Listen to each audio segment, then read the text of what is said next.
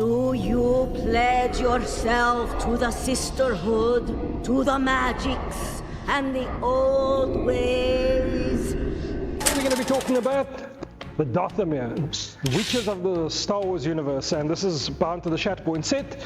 So yeah, let's do a bit of a showcase on this and see what they do on the battlefield. Remember, we've got a 40% discount through our affiliate program on the core set, and then also 40% on this bad girl. To be honest, before the Ahsoka series, I had no idea who the Dathomir were. Unless you're watching the Clone Wars. Darth Maul fans probably recognized Savage Opress as Maul's brother. But who were the Dathomirians? Dathomir, often nicknamed as the Rancor planet, was a remote, neutral, and relatively obscure world in the Dathomir system of the Aquili sector in the Outer Rim territories. The planet was known for its intense connection to the dark side of the Force, which permeated in its environment and shaped the nature of the native inhabitants. This potent dark side presence nurtured the growth of numerous malevolent Force wielders who originated from Dathomir itself. Dathomir was home to several Force-sensitive witch clans, each practicing a unique form of magic, a mystical and ancient use of the Force distinct from traditional Jedi and Sith techniques. Prominent amongst these clans were the Night Sisters, Blue Coddle Divers, Singing Mountain, and Howling Crag clans.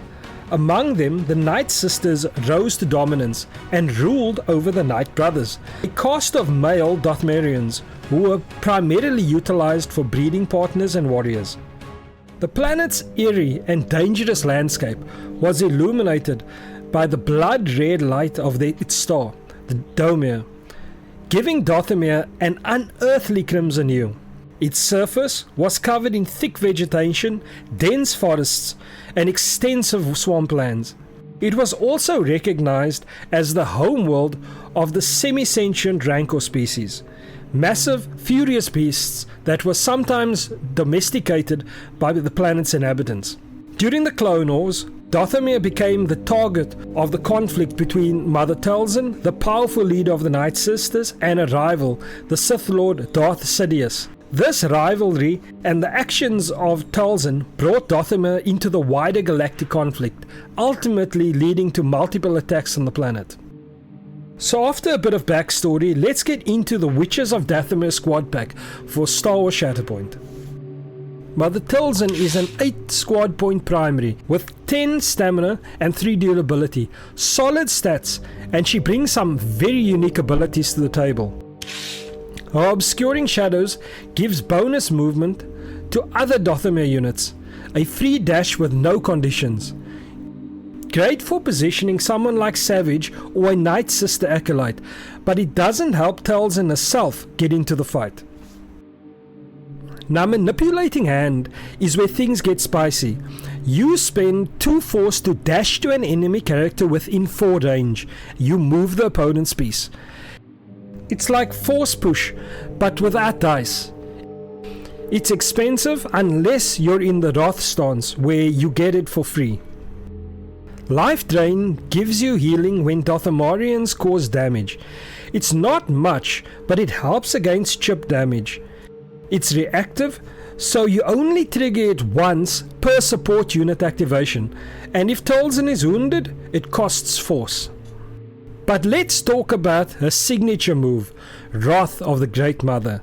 Once per turn, if a friendly unit is wounded, Talzin dashes and makes a 5 dice attack against the attacker, and that is powerful. She can push over aggressive players to swing objectives back in your favor. Her Wrath stance is offensive, tons of conditions, 7 damage, strain, and free Manipulating Hand for 10 damage total. But Great Mother is where she shines in objective control. Early shoves, repositioning, 10 damage output. It lets her interact across the board, even removing 2 enemy models from a point in one activation. She's got 7 defense dice against range attacks and strong crit generation when she goes on the offensive. Savage Oppress, the Brute. Maul's brother enters as a 4-point secondary unit with 10 durability and 2 stamina. Decent stats, but he gets better thanks to Pain his weakness, which gives him steadfast and protection. That keeps him on an objective longer than you may think. Dark Fury costs 2 force and deals bonus damage. It's helpful for finishing off targets, but only gives expose to force users. Furious Rush is bonus movement, but full advantage only happens once wounded, which also costs force. Still, bonus movement is never bad. Overpowering Monster is free and gives +2 dice against primaries, great for overwhelming key threats. Unwitting Brute gives him a dash when a nearby Dathomirian or Separatist primary activates. If you draw Talzin early, Savage can follow without spending force. That's clean synergy. His Unchained Rage Tree is a damage engine with a potential 8 damage and a free ability, or fallback conditions if you don't finish the target. But his defense is only 4 dice, so he goes down fairly quickly, but his offensive abilities are excellent. Night Sisters Acolytes are support units. They are very weak.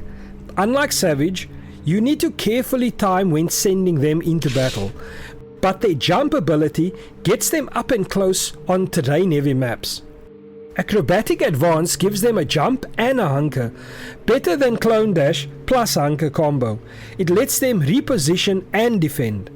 Coordinated Fire Expose helps the whole team by handing out conditions. Right now, it works with Maul, Savage, Talzin and Ventress, but we're likely to see more Dathomirian units released down the road. Darkness and Shadows turns their 5 defense dice into 8 against range attacks if they're hunkered and in cover.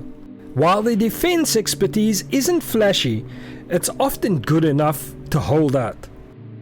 Night Hunter adds +2 attack dice if other Dathomirians are engaging the target, so you can line up serious pain. Their Shadow Huntress stance delivers up to 7 damage, 2 conditions, and early shove, and a jump. Super flexible, especially for support units. All in all, this seems like a very strong squad that works incredibly well together, even at range. The synergy between all 3 units are superb.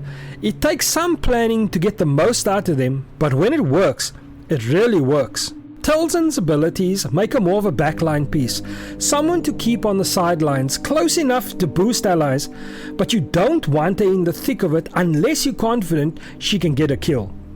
This squad pack is a brilliant snapshot of the Dathomirian faction before their destruction, from Talzin's manipulation to Savage's brute force, to the Acolyte's surgical ability.